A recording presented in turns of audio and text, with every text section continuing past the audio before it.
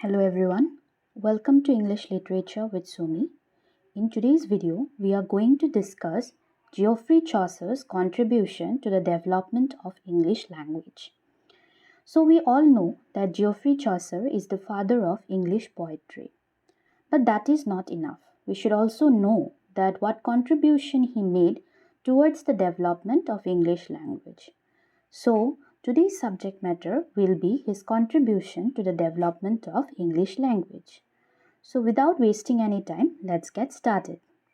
So, before starting off with the contribution, must keep in mind that Geoffrey Chaucer's dates were 1340 to 1400. Keep this in mind that his dates were 1340 to 1400. I will tell you later why it is so.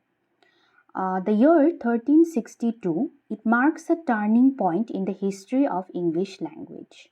The year 1362 is very remarkable in the development of English language. This is because for almost 3 centuries prior to this, England was a trilingual country where Latin, French and English being the languages in use. Not only one language was being preferred, but all the 3 languages were being used by the people of England at that point of time. French was particularly used by the superior social class, as we have already discussed while discussing about Geoffrey Chaucer as a poet, and the courts as well used French only. And the use of Latin was preferred by the church. So church, they used the religious priest or the members of the church, they used the Latin language. But gradually there began to occur a change and serious efforts were made to establish English as the official language. So in 1362, I have already told you that that was a most important year for the development of English language, and in 1362, English, it replaced French as the language of law courts. So English was the language of use in the courts from 1362 onwards.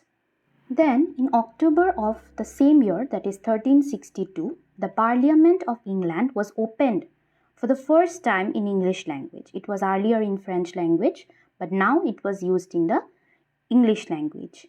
And the Statute of Pleading was enacted to the effect that all proceedings that will take place in the courts from 1362 onwards would henceforth to be conducted in English language. Now you may have a question in your mind that what is the Statute of Pleading? The Statute of Pleading or the Pleading in English Act was an act of the Parliament of England which stated that all pleas or all cases or all judgments which shall be pleaded in the courts of England from 1362 onwards would be all in English language. In this way, English language replaced French in England from 1362 onwards. Now that was the background of the changes that took place in England from 1362 onwards. Now let us see how does Chaucer contributed to these changes or towards the development of English language. I have told you earlier that please keep in mind the dates of Geoffrey Chaucer. His dates were 1340 to 1400, and the Statute of Pleading, when it was passed, Chaucer was just 22 years old. He was a very young person at that point of time. He used to spoke both French and Latin fluently, but he used the native English to write his poems. So it was in this choice of his writing in English over Latin and French that his greatest contribution to English language can be found. He started not as a rebellion, but his choice can be seen in this. He was in England. French was the main language or Latin was the main language spoken at that point of time by most of the people, but still he used English. He was the first to establish a benchmark for the use of written English, which was later adopted by future writers and was established as a form of writing. So it has been rightly said about Geoffrey Chaucer that Chaucer found his English as a dialect and left it as a language. This is very important because when he started writing in English, it was just the dialect. We'll come to that later on, what dialect he transformed into a language. But he got it as a dialect and he left it as a language. That is the most important contribution for the development of any language. So this is how Chaucer contributed to these changes. So Chaucer not only wrote his poems or his works in English, but he also made other contributions as well. Chaucer's most significant contribution was his transformation of the East Midland dialect into a full-fledged language. I have already made a video on the different families of the English language. So if you have not watched that video, I'll give it in the I button. You can just click it there. So he made the East Midland dialect into a full-fledged language. He actually preferred to use the English grammar over the cumbersome and complicated Latin and French grammar. So that was how Chaucer wrote in the English language, because he had a desire for the English grammar, because he found that Latin and French grammars were harsh to use and very complicated in their usage. He also used a great number of French and Latin words in his writings, which thereby contributed in increasing the word stock of the English language. So it was not only that he used all the words in his works in English, but he also tried to include French and Latin words in the English language. We should not ignore the fact that his knowledge of French and Latin words also contributed to the development of English language.